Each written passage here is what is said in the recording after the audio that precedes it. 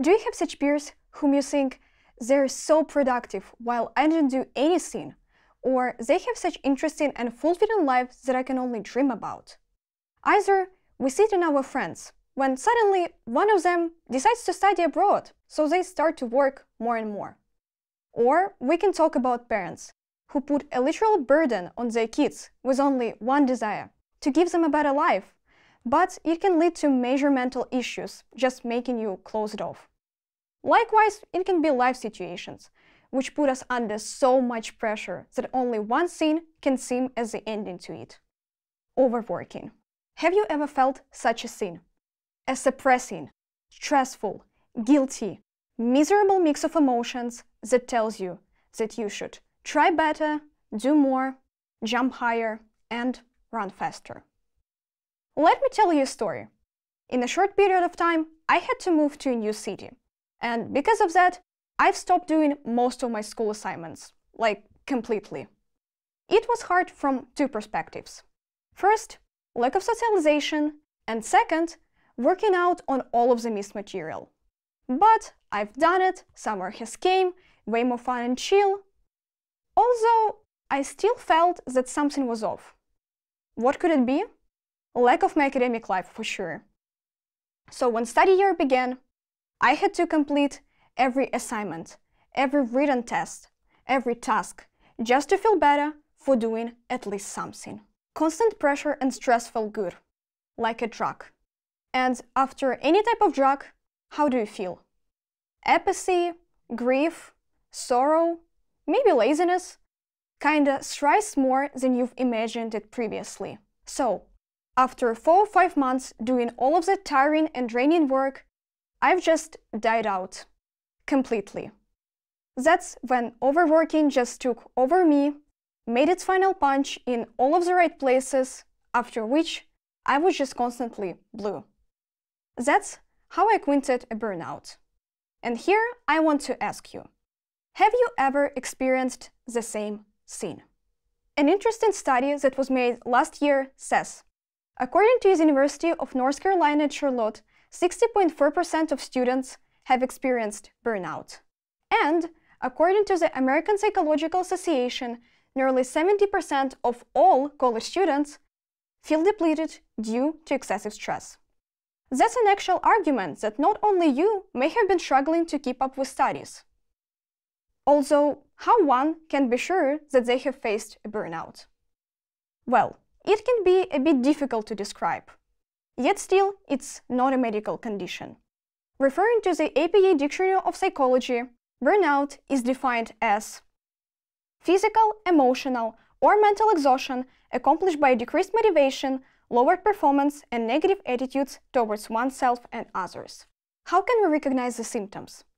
We will divide them into 3 groups, starting with physical, such as fatigue, stomachache, headache, and changes in appetite or sleep. Then, emotional symptoms, such as cynicism, feeling of loneliness in the world, self-doubt, and failed rule. And last, behavioral signs, such as isolation, procrastination, outbursts, and overall lowered performance in everyday tasks. Here, you might ask me, how can you know whether I'm on the edge of just being tired and having major mental issues? For that, I've defined 5 stages of burnout, which will help you to understand where do you stand on such a widespread issue. Let's call them honeymoon, the beginning of stress, constant anxiety, burnout, and habitual burnout. A whole cycle that a person can come through, starting with being really excited and happy about work that they are doing, then being more and more tired, and finally losing all interest even in basic human functions. Maybe you've seen such attitudes in one of your friends or with yourself as well. And all of it doesn't sound interesting and cool, more like helpless. So, how can someone feel better after a burnout and come back to the usual rhythm of life? I've had the same question for a few months, because each day where I didn't have any motivation felt like straight hell. And so, I started to scroll around with different ideas and situations and eventually try out different techniques that help people with the same issue. And after all of that, I can give some specific recommendations on what can help you as well. Let's call it the rule of 3. What does it include? Well, set boundaries, re-evaluate goals, and talk it all out. Let's take a small dive into each of these methods. Set boundaries. A lot of our academic problems emerge after the fact that we can't set an edge between work, family, friends, etc. I've started a series of challenges where after a certain hour of the day, I completely stop doing any academic work and just do something that relaxes me, like my hobbies. By establishing such boundaries, it may not only help you to get rid of the burnout, but also to perform better at various tasks. Kinda like time management, but just another form of it. What's next? Re-evaluate goals. Take some time to think about all of the goals that you've set for yourself, both long-term and short-term. Consider why you set these goals and how do they contribute to your overall sense of fulfillment and happiness. Maybe, if they seem too overwhelming or just huge, try to break them into smaller ones. And don't forget about basic human priorities, which should always be your #1 goal. And last, talk it all out. But I already know your first question, and if I don't have anybody to talk to, well, I can relate. Some of our work problems may seem too specific or special, and if I tell them to anybody, they just won't understand anything. What could you do?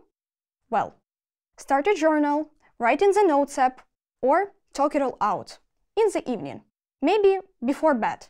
First, it will help you to get rid of all of the anxious thoughts that may be drilling in your head for a really long time. And second, you may talk out parts of your work, and if previously they may have seemed just unbelievable and unrecognizable, now you can analyze them step by step, making it easier for yourself. So, you get 2 benefits from one thing, and you can adapt it to your matters and goals as well. While analyzing a whole lot of methods for overcoming burnout online, these 3 became just the ultimate bundle to help with the issue. Of course, sometimes you may just need a good old rest and chill after a hard day.